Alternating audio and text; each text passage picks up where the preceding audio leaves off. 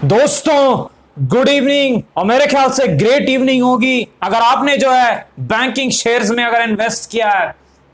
किसी भी बैंक का आप नाम ले लीजिए, बस किसी भी शेयर्स में जो है पीछे में बैंक लगा दीजिए, वो रॉकेट बन चुके हैं। और कहीं ना कहीं जो है आईसीआईसीआई बैंक के बारे में कल भी हमने डिस्कशन की थी, क्या कहा था कि 420 के टेक्निकल लेवल के ऊपर आईसीआईसीआई बैंक रॉकेट बन सकता है। वो एक दिन में रॉकेट बन जाएगा ये तो उम्मीद नहीं थी, पर एक दिन में ही 7% भाग गया और बाकी शेयर भी काफी तेज भागे हैं। एक अच्छा मार्केट रहा है और जो लोग काफी डरा रहे थे कि मार्केट क्रैश होने वाला है, हर जगह जो है इस प्रकार की खबरें चला रहे थे। और देखिए कहीं ना कहीं यूएस मार्केट भी जो है गजब की तेजी दिखा रहा है और इंडियन मार्केट भी जो है वो भी भाग रहा है।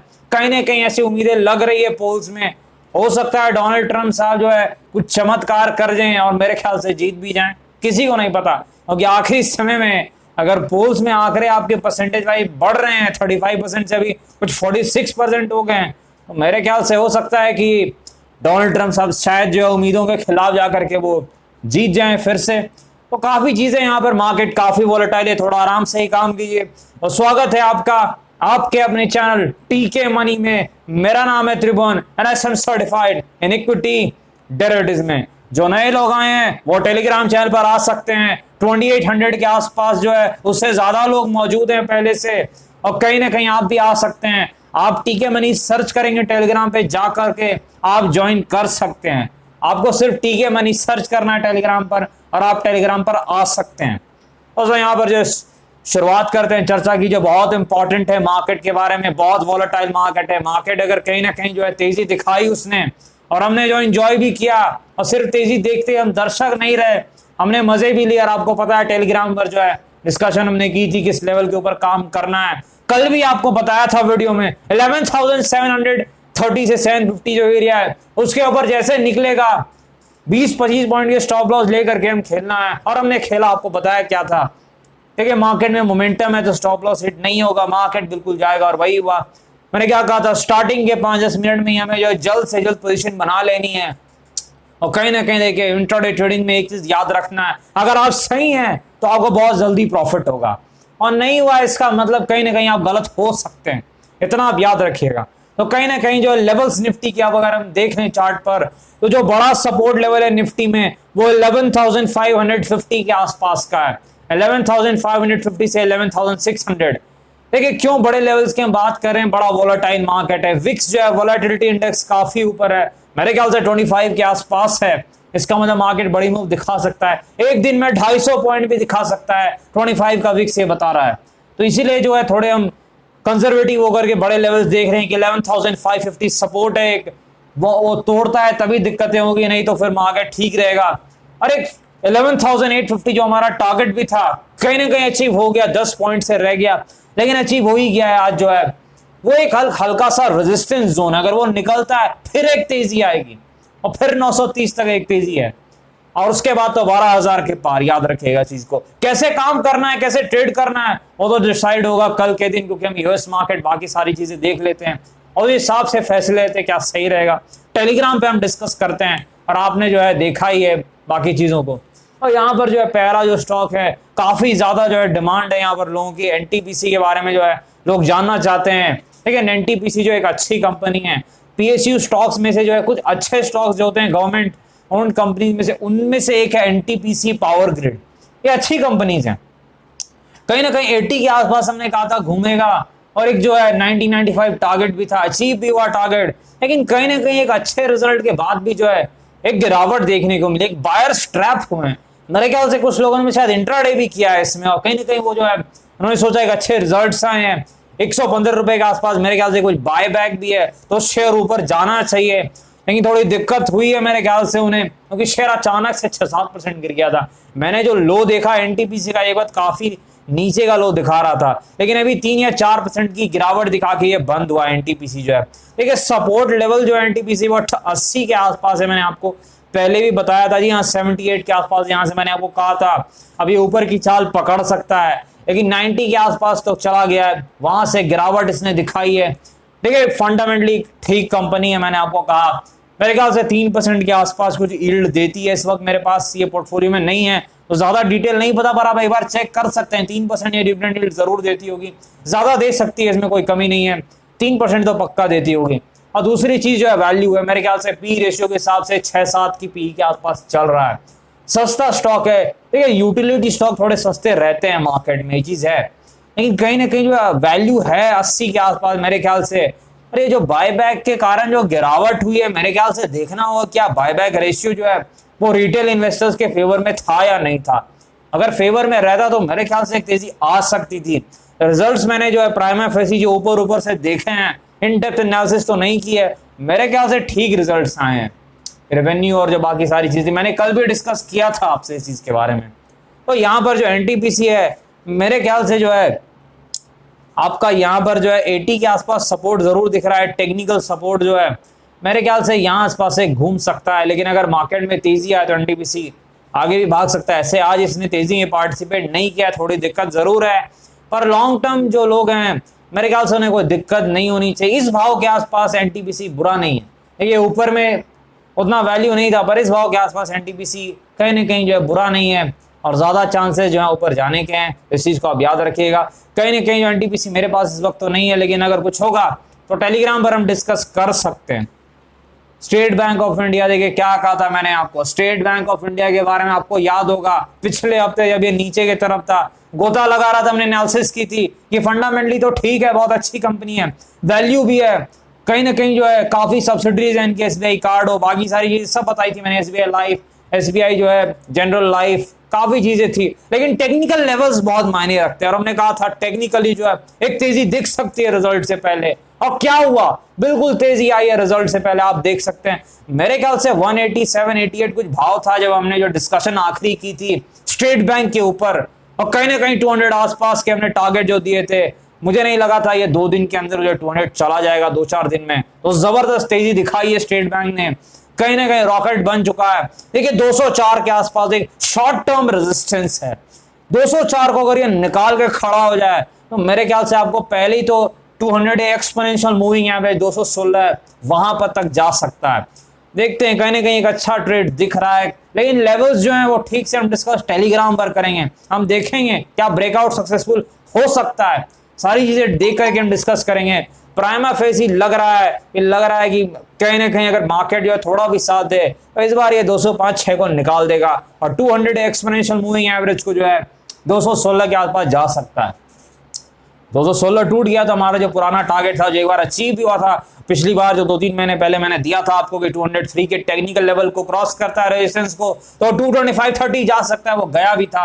अब मेरे ख्याल से वो टारगेट फिर से आ सकता है स्टेट बैंक में। फंडामेंटल सारी चीजें बात हम कर चुके हैं पहले के वीडियोस में, तो आपको पता ही है, इसलिए मैंने टेक्निकल लेवल्स पर ज्यादा ध्यान दिया है स्टेट बैंक में। तो मेरे ख्याल से यहाँ पर स्टेट बैंक को हम रडार में जरूर रखेंगे, और हो सकता है हम टेलीग्राम पर डिस्कस भी कर सकते हैं अगर जो है मौका मिलेगा।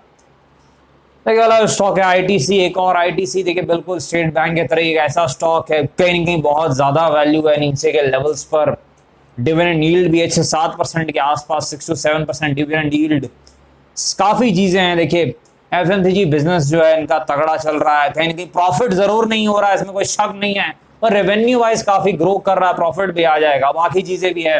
इनका जो बाकी बिजनेस है, जो सेक्रेट बिजनेस मेनली कॉन्ट्रीब्यूट करता है प्रॉफिट्स में, और बाकी जो इनके बिजनेसेस हैं जैसे कि आपका जो होटल बिजनेस है, और बाकी जो है पेपर बिजनेस में भी है, काफी चीजों में है।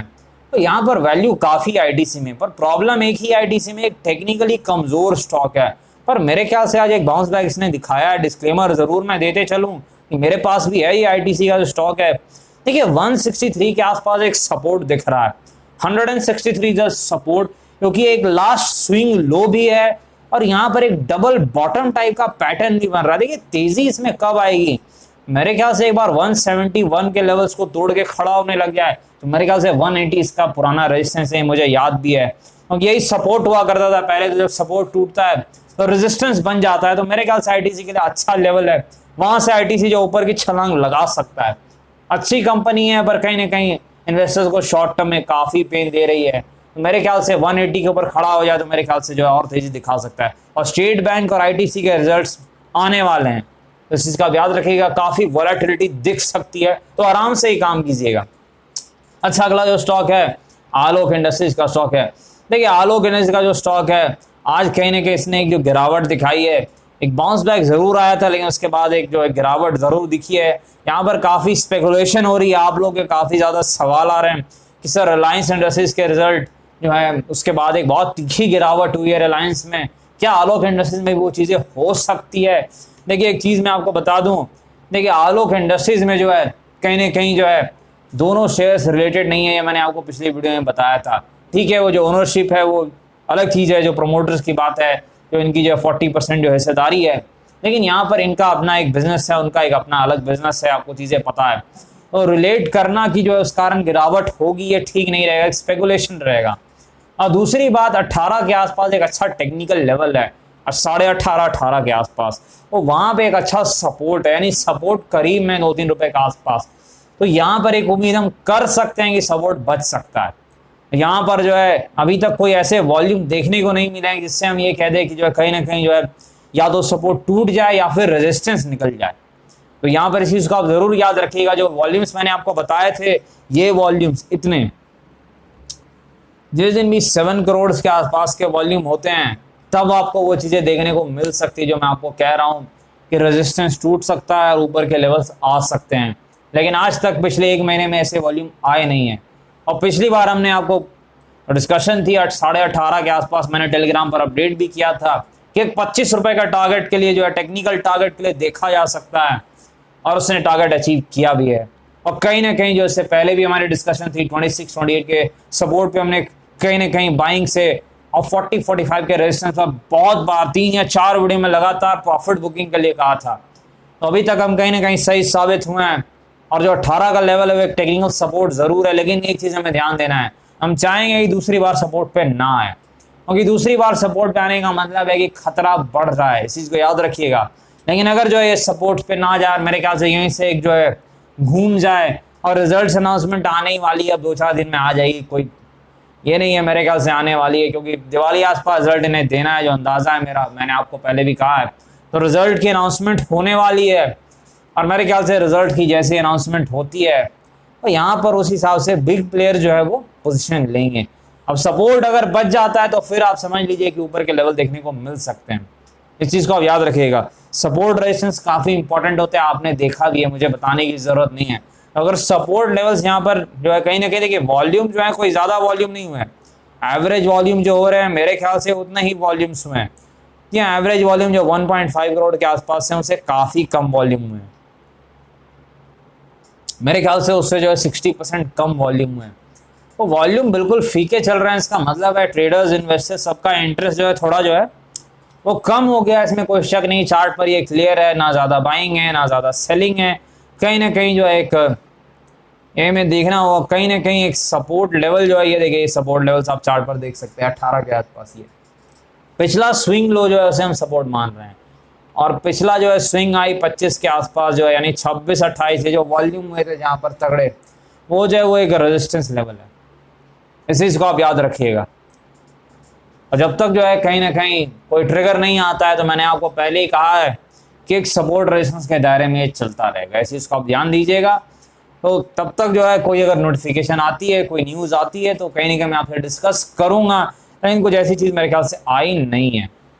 अच्छा, यूनिलीवर अच्छा स्टॉक है, पिछले बार 2000 के आसपास हमने लिया था 2020, और 2150 के आसपास कहीं ना कहीं प्रॉफिट बुकिंग की बात की थी, और 2200 के आसपास ये चला गया था, और फिर से ये नीचे आया वहां आसपास तक।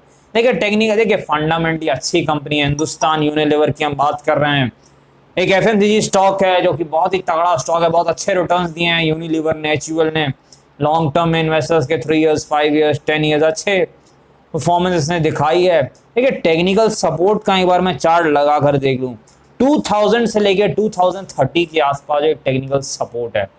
देखिए सपोर्ट लेवल ब्रीच हो जाएंगे तो दिक्कत हो सकती है। वैसे यूनिलीवर ज्यादा गिरने वाले स्टॉक्स में से है नहीं, गिरेगा बायर आ जाएंगे, नहीं होगा तो हम आप ही वहां पर कहीं ना कहीं देख सकते हैं। अच्छी कंपनी है, तो सपोर्ट लेवल बिल्कुल 2030 के आसपास है, 2000 से 2030 के आसपास सपोर्ट लेवल है। कहीं ना कहीं रिजल्ट्स के आसपास जो गिरावट हुई है, रिजल्ट जो है मेरे ख्याल से 2 हफ्ता या 1 हफ्ता हो गया, रिजल्ट के बाद गिरावट देखने को मिली है। और यूनिलीवर स्ट्रॉन्ग स्टॉक है, और अगर मौका मिलेगा टेलीग्राम पर मैं हो सकता है कुछ अपडेट कर दूं, अगर दिखे, अगर जो है टाइम रहे और मैं ट्रैक कर रहा हूं उस समय चार्ट को, सपोर्ट रेजिस्टेंस को, मैं कुछ अपडेट कर सकता हूं यूनिलीवर के आसपास, क्योंकि थोड़ा वैल्यू जोन में भी आ रहा है, इस चीज को आप याद रखिए। कहीं ना कहीं अच्छा स्टॉक है और लेवल्स भी अच्छे आ रहे हैं। अच्छा रिलायंस इंडस्ट्रीज देखिए रिलायंस इंडस्ट्रीज जो है हमने क्या डिस्कशन की थी कि जो टेक्निकल लेवल्स जहां हमने बात की थी कि 1800 के आसपास कुछ सपोर्ट है। आज मेरे ख्याल से 1830-40 के आसपास एक बाउंस आया है, एक बाउंस बैक 1900 के ऊपर तक गया था। लेकिन आपको पता है जब जो है स्टॉक शॉर्ट टर्म में मंदी में रहता है तो ट्रेडर्स फंस गए रहते हैं जिन्होंने ऊपर में खरीदा है, तो कहीं ना कहीं वो मौका पाकर जो है प्रॉफिट बुकिंग करते हैं और वही प्रॉफिट बुकिंग देखने को मिली है। कहीं ना कहीं जैसे वो ऊपर गया तो कहीं ना कहीं ट्रेडर्स को एक पैनिक लग रहा है कि अब टेक्निकल चार्ट्स कमजोर हो गए, इसलिए ट्रेडर्स कहीं ना कहीं प्रॉफिट बुक करते हैं, इस चीज को आप याद रखिएगा। लेकिन जो लेवल इंपॉर्टेंट है वो 1800 के आसपास का 1818 एक इंपॉर्टेंट लेवल है। अब देखिए लेवल्स 1-2% से टूट सकते हैं स्टॉक में, यानी 1800 तक जा सकता है, ऐसी कोई बड़ी बात नहीं है, क्योंकि होता है ये लेवल्स 1% के लिए जरूर टूटते हैं। तो 1800 के आसपास एक सपोर्ट आप एवरेज ले सकते हैं 20 पॉइंट आगे पीछे। जब तक ये लेवल्स ब्रीच नहीं होते हैं तो मेरे ख्याल से रिलायंस में बड़ा खतरा नहीं है। अच्छा कुछ लोग 1200 का टारगेट जो है दे रहे हैं, कुछ रिसर्च कंपनीज हैं तो 1200 का टारगेट दे रही हैं, आप लोगों ने ही बताया है, तो सर क्या करे जो है 1200 का टारगेट दे रही हैं। नहीं कहीं ना कहीं जो 1800 का एक सपोर्ट जरूर है और सपोर्ट टूटने के बाद भी 1650 के आसपास भी काफी सपोर्ट है। और अगर मान लीजिए रिलायंस 1200 चला जाएगा तो निफ्टी भी 9000 आएगा, इतना आप याद रखिएगा। तो फिर तो मार्केट ही कोलैप्स कर जाएगा, क्रैश कर जाएगा। तो थोड़ा जो है मार्केट यही है कि जब ऊपर जा रहा था यही लोग, जब मैं आपको कह रहा था प्रॉफिट खींच लीजिए 2200-2300 पे, अब सब लोग चुप थे। और अब जो है जब जो है कहीं ना कहीं वैल्यू जोन में आ रहा है तो सब लोग नीचे की बात कर रहे हैं, उस समय सब लोग ऊपर की बात कर रहे थे। एक ने तो 5000 का टारगेट दिया था, किसी ने 3000 का टारगेट दिया था, अब वो लोग नीचे का टारगेट। मार्केट ऐसे ही चलता है, वो मार्केट ऐसे ही जो है बिग प्लेयर्स करते हैं। देखिए ऊपर में जब हमें बेचना है तब वो हमें खरीदवा देंगे, नीचे में जब लेना है तब हमसे वो बिकवा देंगे, सेलिंग करवा देंगे। तो आप जो है अपने एनालिसिस करें और खुद से काम करें, सीखें चीज़ों को। टेक्निकली कमजोर स्टॉक जरूर है, ये बात माननी पड़ेगी, क्योंकि जिस प्रकार की गिरावट हुए विथ वॉल्यूम्स तो शॉर्ट टर्म में कमजोर जरूर है। रिलायंस एक अच्छा स्टॉक है और 1800 के आसपास रिएक्ट करेगा। मार्केट क्रैश हो जाए तो फिर अलग बात है, अदरवाइज रिलायंस जो है यहाँ से घूम सकता है। शॉर्ट टर्म में कमजोर जरूर है टेक्निकली, इसमें कोई शक नहीं है, इस चीज को आप जरूर याद रखिएगा। और डिस्क्लेमर आपको होता है वीडियो एजुकेशन इन्फॉर्मेशन पर उसके लिए की थी, तो कृपया अपने वित्तीय सलाह संपर्क करें, कोई फैसले लें बाजार में अनेक प्रकार के जोखिम है। धन्यवाद।